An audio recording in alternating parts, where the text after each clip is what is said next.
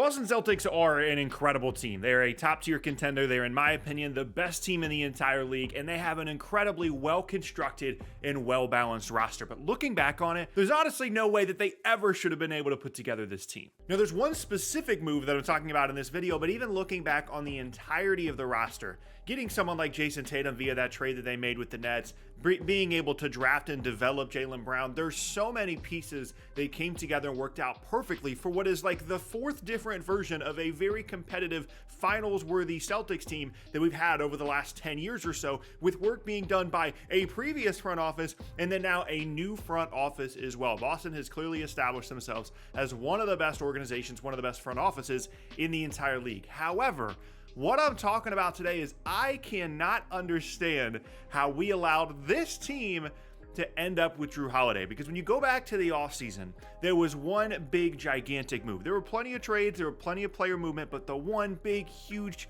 just cataclysmic moment that we had in the offseason was Damian Lillard requesting a trade. And there are all these rumors about where Dame did or did not want to go, whether it was Miami or elsewhere. And to me, it kind of seems like he still wants to be in Miami, but that's a story for a different day. But ultimately, Milwaukee is the team that makes the trade. And on paper, it was like, you know what? They did need more floor spacing. Jrue Holiday did fall off as an offensive player. Chris Middleton has been getting old. They need a more reliable offensive partner alongside Giannis, so they trade away Jrue Holiday. And what happened next, like, almost never happens. When Milwaukee makes that trade, when they trade away Jrue Holiday, they're thinking, okay, Jrue Holiday is going to end up on a different team. He's going to end up on a contender, but we should be fine. It shouldn't be to our biggest competition. It shouldn't create an even better team at the top that we're trying to contend with. By trading away Jrue Holiday, it should be okay. And then the worst thing possible for Milwaukee happened, where Jrue Holiday goes to Portland and then ends up ultimately getting moved to Boston.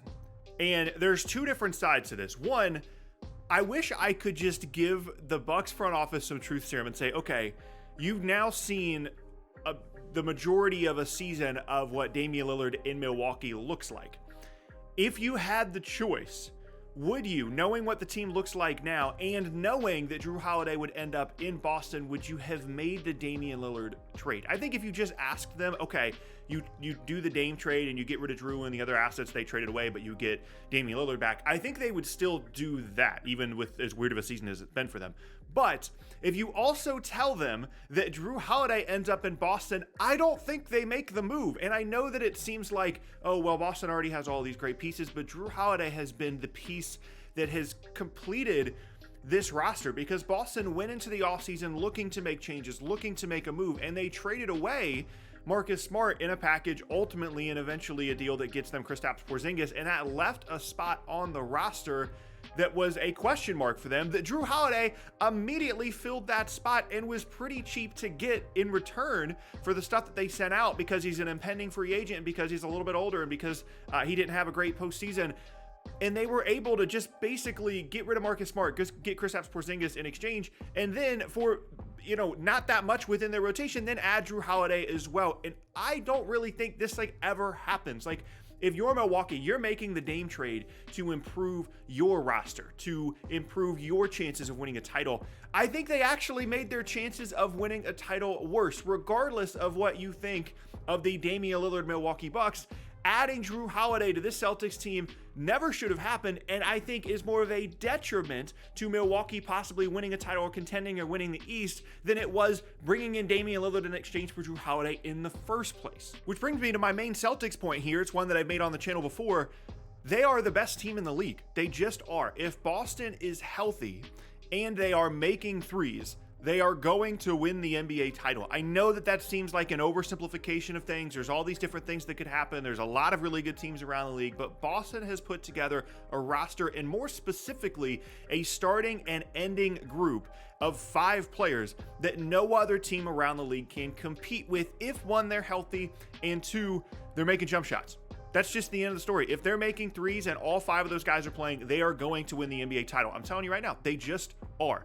Obviously, injury concerns are what they are with guys like Kristaps Porzingis. Even Jrue Holiday has dealt with stuff, and this is a team that relies heavily on making three-point shots. And there's a lot of variance in that, especially when you get into the postseason, and we have seen teams in the past that rely a ton on three-pointers, namely some of those James Harden Houston Rockets teams, completely fall apart, even when they have put together an incredible roster. But Boston has been as dominant this season relative to their peers within the Eastern Conference as any team that we have seen over the last handful of years, and there's a reason for it. Of course, they had the foundation, Jaylen Brown, Jason Tatum. Then they're able to make some really nice moves, getting Derek White a few years ago, bringing in Kristaps Porzingis in the offseason. But the Jrue Holiday trade is the trade that they never should have been able to make. That's the trade they never counted on. That's the trade that they never thought they were going to be able to make. And when Milwaukee decided to do the Dame trade, they opened up the possibility of increasing the chances of the Celtics winning the title, which is the opposite of the intention of the initial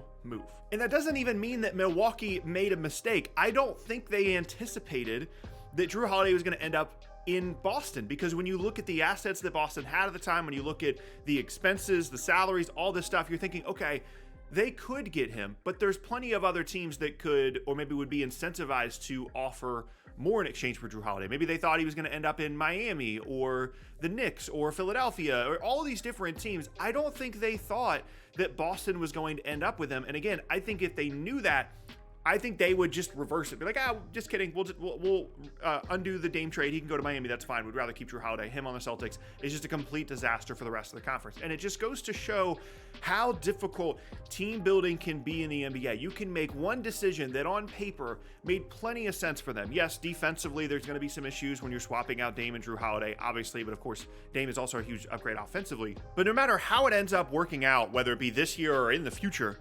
on paper, the Dame trade made absolute sense. There were things that you could say one way or the other about why it would or wouldn't work out, but it absolutely was a deal that seemed like it was going to increase the Bucks' odds of winning a title. And it has done, in my opinion, just the opposite. Now, to be clear, it's not like Jrue Holiday ending up in Boston made the Celtics contenders. I mean, they made the finals recently. They were going to be a contender for the title this year regardless. It's just the way that they structured their offseason. They were okay replacing Marcus Smart with someone that wasn't as valuable as Marcus Smart so that they could have more size in the front court, so that they could have a better option in the front court of someone like Kristaps Porzingis. They were okay conceding that spot in the starting lineup for an upgrade for them in Kristaps Porzingis.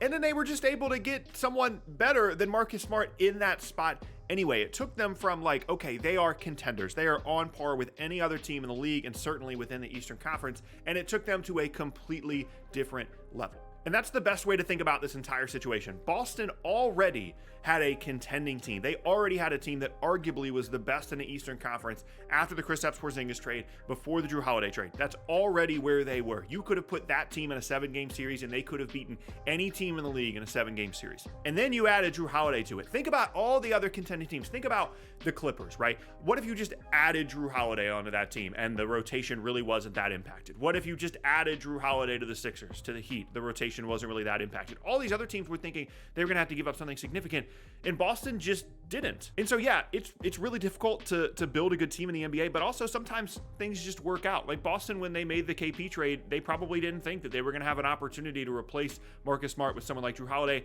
and this is just the trade that I'm sure they never anticipated, and again, they just never should have been able to make. Now, having said all that, it's not like the season is over. There absolutely are ways in which Boston can not win the title or not be successful in the postseason. They have been dominant in previous years before in the regular season as well and not been able to win the title, and there are still basketball games to be played, and weird stuff can happen. But in my estimation, if things are at least close to normal in terms of three-point shooting and Boston is healthy, they are the team to beat, and I think a large reason for that is because of an indirect consequence that Milwaukee absolutely did not expect from the Damian Lillard trade.